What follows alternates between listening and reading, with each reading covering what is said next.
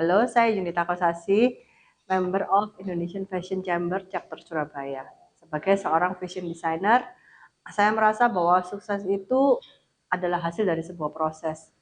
Proses yang mendewasakan kita untuk menjadi who you are now. Jadi semuanya untuk sahabat Bintang Tamu Channel.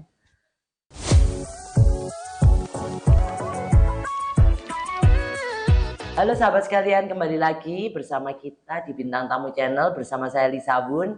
Dan kali ini saya mau ngupi-ngupi cantik sama ibu desainer ternama di Surabaya, Bu Yunita Kosasi. Halo. Makasih ya Ibu mau datang di sini. Iya, sama-sama. Bu, Ibu itu kok bisa tetap awet muda sih? Spill dong resepnya. Resepnya nggak ada resep sebenarnya. Positive thinking, skincare rajin. Skincare rajin ya tetap ya. Ibu juga jadi ketua di apa Bu? Indonesian Fashion Chamber, IFC, Chapter Surabaya. Chapter Surabaya. Ya. Eksistensi sudah berapa tahun ini Bu? Di dunia fashion ya? Dari 2001, berarti udah 22 tahun ya. 22 tahun. Ya. Masih jadi dosen juga? Masih, tapi bukan dosen tetap ya. S1 apa S2 Bu? S1. S1. Jadi masih tetap berkiprah? Masih tetap berkiprah. Seneng banget ya di dunia ini. Iya. Awalnya hobi gambar kan? Awalnya itu didorong orang tua sebenarnya. Didorong orang tua, berarti orang tuanya penjahit, kalau kita ngomongnya itu penjahit.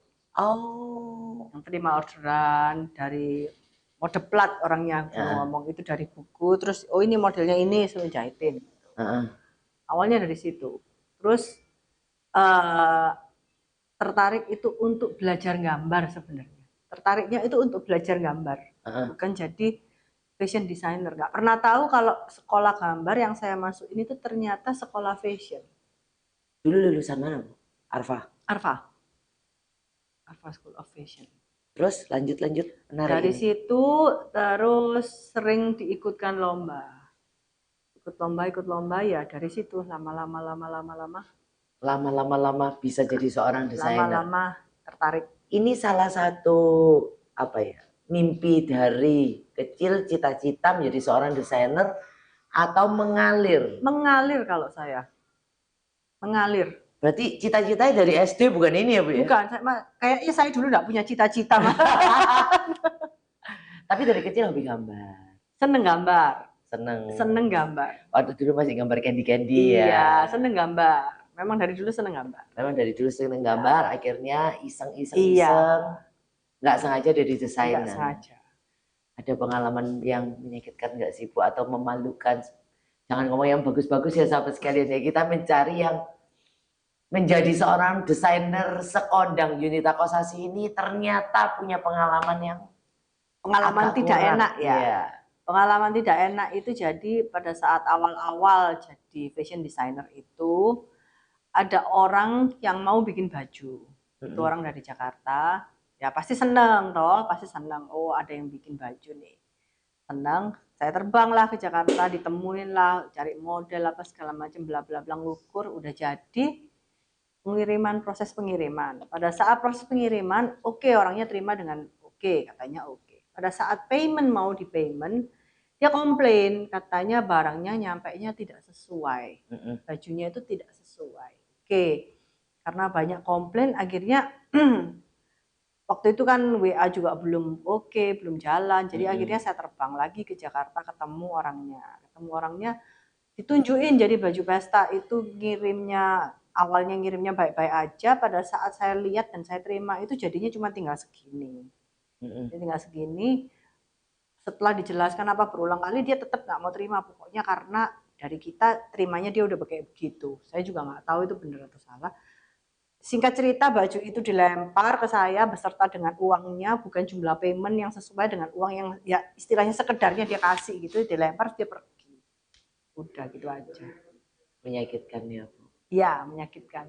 Malamnya nangis pasti? Saya enggak nangis tapi shock. Jadi kayak bengong beberapa lama gitu. Kayak ini beneran kejadian apa enggak gitu. Lainnya mulus-mulus aja ya? Lainnya mulus-mulus aja ya. Paling ya cuman ya problem-problem umum lah ya. yang dialami kalau kita kerja. Pasti ada gesekan, tapi nggak sampai yang menimbulkan sesuatu yang diingat terus panjang masa gitu. Berarti intinya itu yang paling menyakitkan dan itu salah satu menjadi pecut ya. Iya, nggak mau lagi diginiin istilahnya kan gitu. Tapi Bu Yuneta ini menarik loh sahabat sekalian, karena beliau ini tanpa promosi tetap eksis sampai sekarang. Karena kita lihat di Instagramnya zaman sekarang kan semua desainer pakai Instagram ditata bagus. Beliau ini apa adanya, tetapi orderannya nggak pernah sepi. Resepnya apa itu, Bu? Resepnya itu ya dari mulut ke mulut sebenarnya. Masih pakai cara kuno dari mulut ke mulut sebenarnya. Tapi dengan adanya COVID kemarin ngefek gak sih, Bu? Ngefek Banget. jauh banget. Sampai sekarang belum rise up kembali. Mulai rise up. Rise up ya? Mulai rise up. Slowly tapi rise up. Belum yang seperti sebelumnya. Belum yang seperti semula. Masih berapa persen, Bu, kira-kira? 50% aja belum, hampir ya. Masih hampir 50%. Hampir. Terus gini, Bu, pengen tahu kalau zaman dulu kan mungkin kalau orang pesta gitu nggak pakai budgeting. Sekarang mereka lebih pakai budgeting terhadap baju. Oh, lebih budgeting, jadi istilahnya budgetnya lebih ditekan tapi hasilnya minta tetap maksimal. Cuman nilai plusnya sekarang memang hasilnya dia minta maksimal tapi lebih simple. Karena mengikuti model sekarang itu flawless. Jadi semuanya lebih simple. Ya, lah kalau zaman dulu modelnya bordir-bordir manis. Seheboh mungkin kan gitu ya. Sekarang malah sesimpel mungkin. Kalau menurut Bu Yunita sendiri, tren 2024 mengarah kemana? Lebih ke arah simple juga, tapi warna-warnanya itu masih ada yang warna-warna ngejreng-ngejreng itu masih ada. Terus yang cowok-cowok itu kalau kita lihat di runway itu sudah mulai banyak yang crop, terus penggunaan vest, terus lebih apa ya, lebih bervolume, mesti simple. Terus permainan warna itu masih ada, bahkan di pria itu permainan warna masih ada. Masih bagus. Masih bagus. Tanggapan Bu Yunita sendiri terhadap model androgyni itu bagaimana? Style androgyni atau orangnya yang androgyni? Stylenya. Oh, kalau saya setuju, nggak apa-apa. Karena buat saya itu kan sebenarnya fashion itu art. Fashion itu art ya. Tapi semua itu kembali kepada kacamata kita makainya gimana.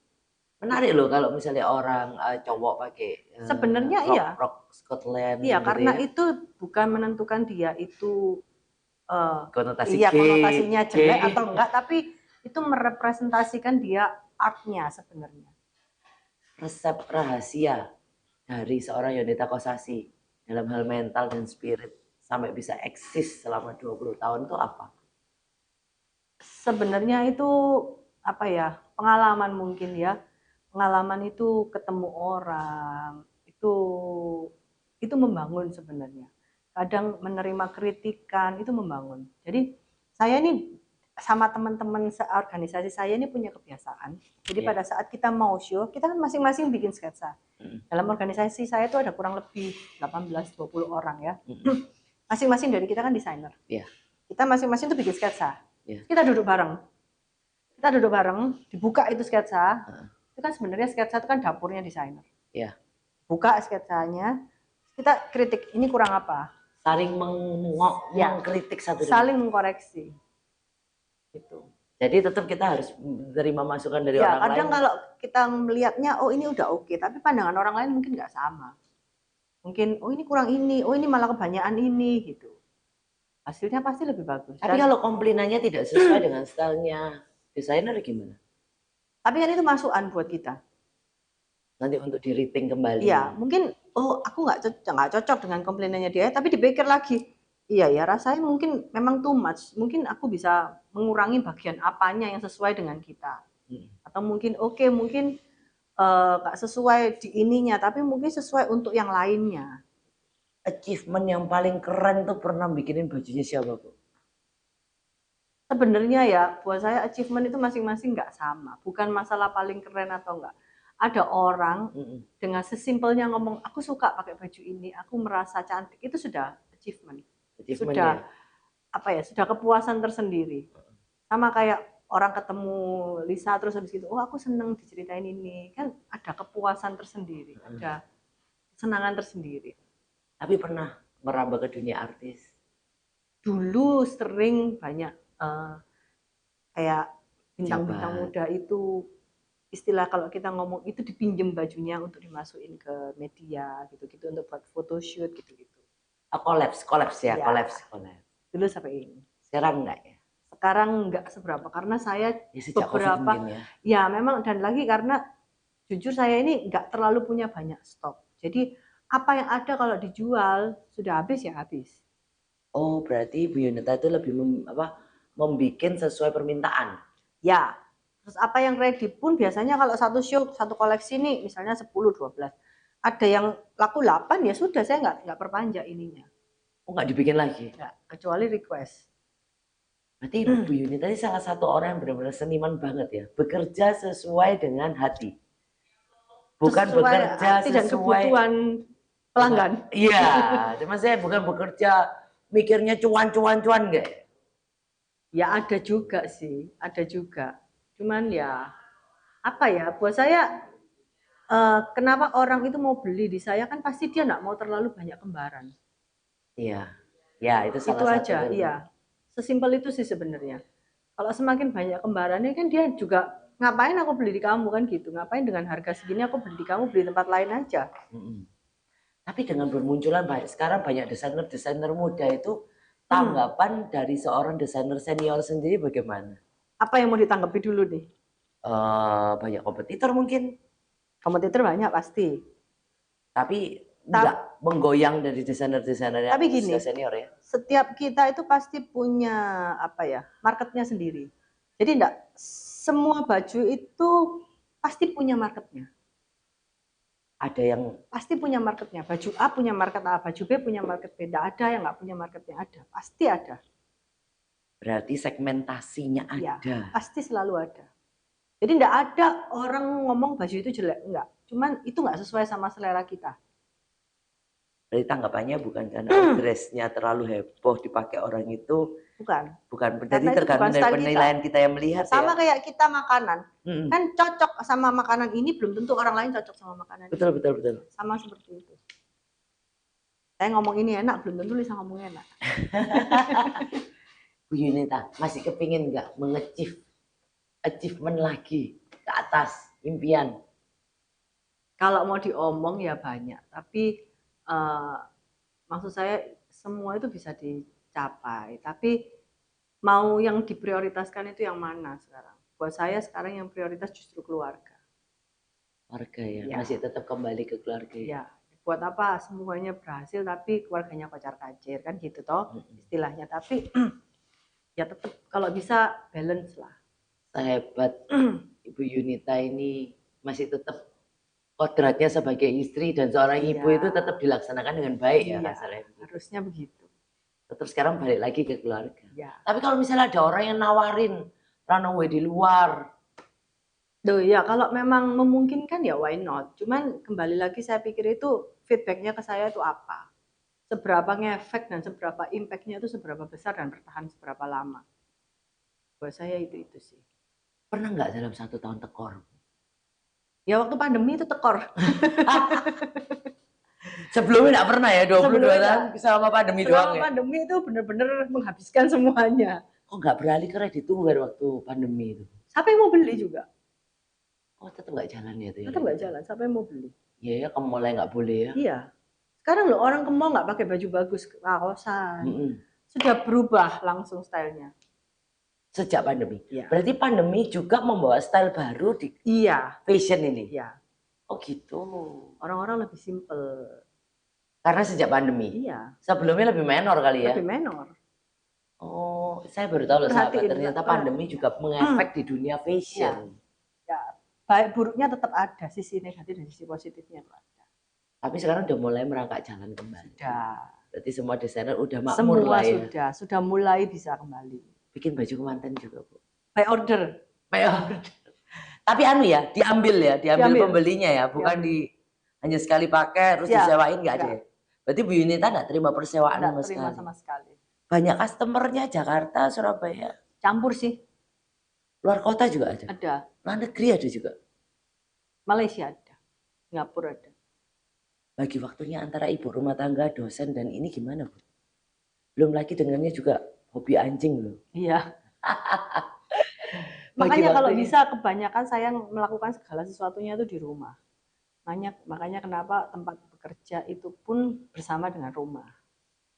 Berarti semua kalau bisa aktivitinya dilakukan di rumah. Ya, memang nggak memungkinkan, nggak menutup kemungkinan untuk pergi, tapi sebisa mungkin saya kembali pulang. Jadi kalau tugas keluar kota pun kalau bisa suami ikut. Oh ikut ya? Ikut. Saya Berarti suruh nemenin. nemenin. Ya, nemenin. Anak-anak di rumah. Anak-anak di rumah. Senang sekali. Ibu merencanakan nggak ada pensiun ya kalau seorang desainer ini ya? Nggak tahu ini. Masih Nggak tahu tetap nanti cantik pensiunnya, loh. nggak tahu.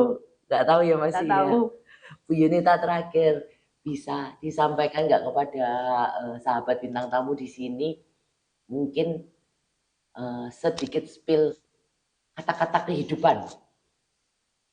Kata-kata kehidupan Ya ya. mungkin Bu Yunita sendiri itu punya pegangan kata-kata, moto kehidupan, dan mungkin bisa di-share dengan sahabat sekalian di sana karena sekarang Gen Z ini agak Ya. luar biasa. Bukan minta agak. instan. Bukan agak. Iya. Memang luar biasa. Kalau bisa bikin Indomie dibuka langsung Iya. mateng, nggak pakai nyalakan Iya. api lah, repot ini. Buat saya itu hidup itu proses. Mungkin saat ini kelihatannya enak, tapi pada saat kita ngalami hal-hal yang nggak enak, itu sebenarnya proses untuk mendewasakan kita. Itu satu. Yang kedua, saya berpegang bahwa setiap ketemu orang itu melayani. Jadi saya juga matoin itu, di konsep itu di kepala saya untuk ngurusi anak. Jadi ngurusi anak buat saya itu pelayanan, bukan tugas saya sebagai ibu. Melayani. Melayani. Ya, jadi kadang itu memarah itu masih lebih bisa ngontrol diri karena konsep itu ada di kepala.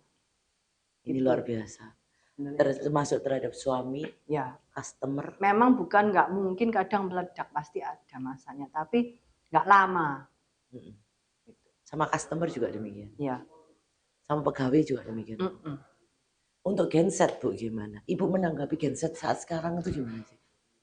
Ya sebenarnya untuk Gen Z itu yang diperlukan saat ini itu peran orang tua sih. Peran orang tuanya ya. Jadi banyak anak-anak yang di luar sana itu sebenarnya liar karena mereka konotasinya tidak punya orang tua. Bukan tidak punya orang tua secara beneran, tapi orang tuanya nggak berfungsi sebagai orang tua. Ya karena sekarang meskipun perusahaan-perusahaan besar pun kalau menerima Gen Z ini juga luar biasa. Mereka suka instan ya sekarang ya. Tapi menurut Bu Yunita sendiri tidak ada yang diperoleh secara instan. Tidak ada.